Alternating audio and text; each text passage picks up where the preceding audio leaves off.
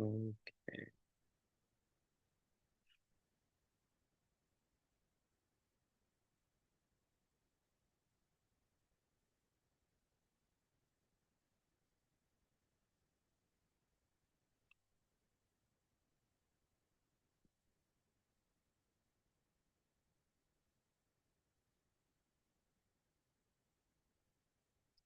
Hello, everyone.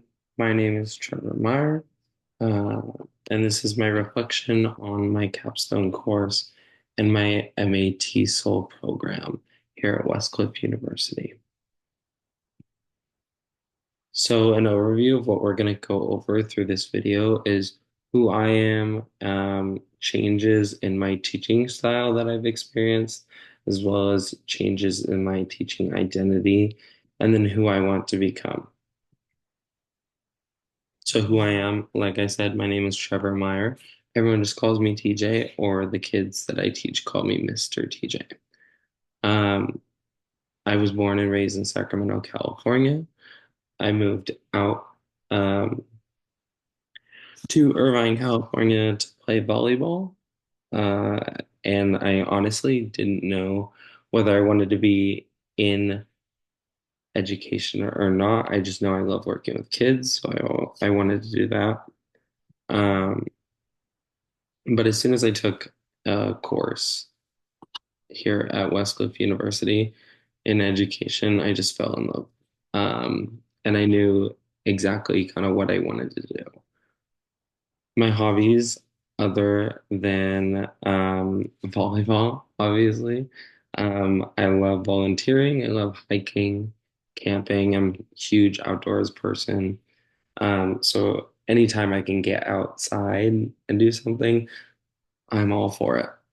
I love watching the sunrises at the beach. It's something I've never experienced, having come from Sacramento. So I definitely like to spend my mornings doing that. I also love running. I have a dog, so we go running all the time. And I love trying anything new. I'm down to try anything once to see if I like it. So a quote that I live by actually came from my volleyball program here at Westcliff University. We always talk about sweeping the sheds. And what this means is you're making sure that the people around you, your teammates, your coworkers, whoever you're encountering, you're making sure that their life's easier by doing things without asking. So, for instance, like sweeping the sheds, nobody thinks about that, right? So the mentality behind it is you're actually going to go into that shed and sweep it. It's something small that nobody really thinks about, but it'll make everybody's life a little bit easier. And then looking into that mirror, this is something we also talk about accountability, how you should never come up to somebody and talk to them about something they're doing wrong without first like taking that self accountability and being like, what could I have done better? It's kind of like um, continuing to ask that question of how can I be better for my team? How can I improve before I ask somebody else to improve? And then changes in my teaching style throughout my time here, especially MA TESOL. I've had numerous changes in the way I like to instruct. I used to be like a teacher-centered type of person because that's how I grew up in athletics is you kind of get different coaches and you have to tailor the way you learn to them. But MAT Soul has really broken down that idea and proven to me why we should remain more student centered than anything. Um, because we're here for the kids or we're here for our students. Um, and we really want to make sure that they're having the best experience. Obviously, that'll make sure that you have a great experience as well. If your students are successful, you'll feel successful. Um, but just making sure that this transitional period in their time of learning is um, effective. And then gamification. I discovered this in my MAT Cell program. somebody mentioned it in one of my classes, and I have had an amazing time researching the benefits to gamification, especially as these kids are growing up in a completely technological world as digital citizens. It's crucial that we add these types of games in there for both kids who are competitive, like me growing up in sports, I was super competitive, and also the kids who are more well versed in education, or not education, sorry, in technology. Incorporating those two into like online games into their learning, I think is a huge focal point of what I want to do with my teaching, especially coming from the classroom setting I substitute teach now. Um, Going into the classroom setting, the kids are always asking me to play iReady games. And these are like games that they can play on their educational systems, and I'm all for it. I think it's a great opportunity for the kids to learn without feeling um, the way that I have felt in my education when I was their age, where you kind of are like, oh, books are a little bit boring or a little bit slow. Where's the excitement? These kids are like really, truly excited about learning through these games. And then also, I really want to implement Krashen's comprehension hypothesis. What he basically says in this is that um, you want the kids to take their comprehension level and you want to kind of push them one step further with that.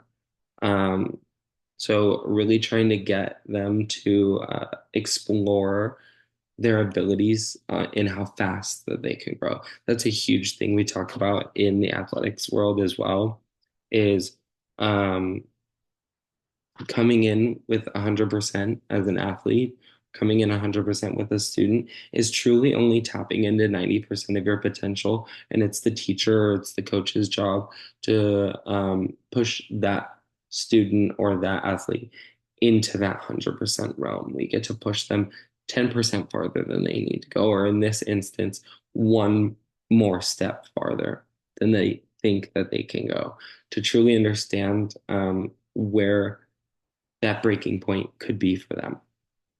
And then computer assisted language learning, I think, is huge. I've dealt with a lot of ESL. Um, I've instructed a lot of ESL students throughout my time in the MEA TESOL program, especially with my observation hours through the YMCA. And my teaching hours through them as well. We use a lot of computer assisted language learning with those students, and it has seen so much growth in their ability to comprehend everything around them, like in their everyday life. So, having gone through that experience, I really want to be able to be a driving force to implement that in whatever students I have in the future.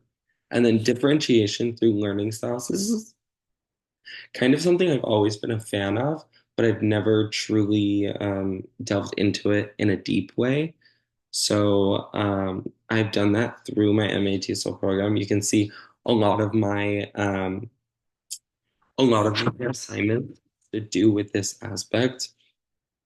And understanding how people learn is a crucial part in really getting them to even um, administer to Krashen's comprehension hypothesis, right? Allowing them to kind of explore their strengths, using their strengths, kind of explore their own language learning, I think is going to be huge. And it's something I really want to implement into my own teaching in the classroom. uh, Changes in my teacher identity.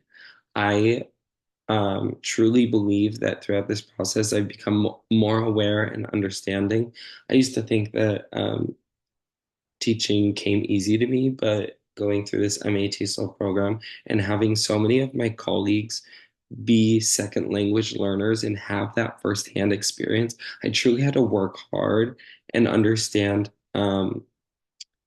my privilege understanding English as a first language, um, and getting a little bit more insight from my friends who don't have English as their first language. as to the both the trials and tribulations and what came easy to them as they were learning. So I think my time in this program has truly made me more aware and understanding of people experiencing um, English as a second language firsthand. It's also taught me to be a lot more silly and goofy. I'm a very like to the point person when I'm in a professional setting. And throughout my time, I've dealt with kindergartners a lot and second graders a lot, which I told myself I would never do. But I really wanted to challenge myself with my observation hours um, and my teaching hours. So I put myself in a K through 3 classroom setting. And it's really taught me the value of just being fun loving and just like silly and goofy with the kids. And not only do I get to develop a relationship with them, um, but I also just get to have more fun myself. Like I think it's a great time to have jokes and laugh and um, develop a rapport with my students throughout the educational process. Um, and then that also has allowed me to be more prone to put myself out there.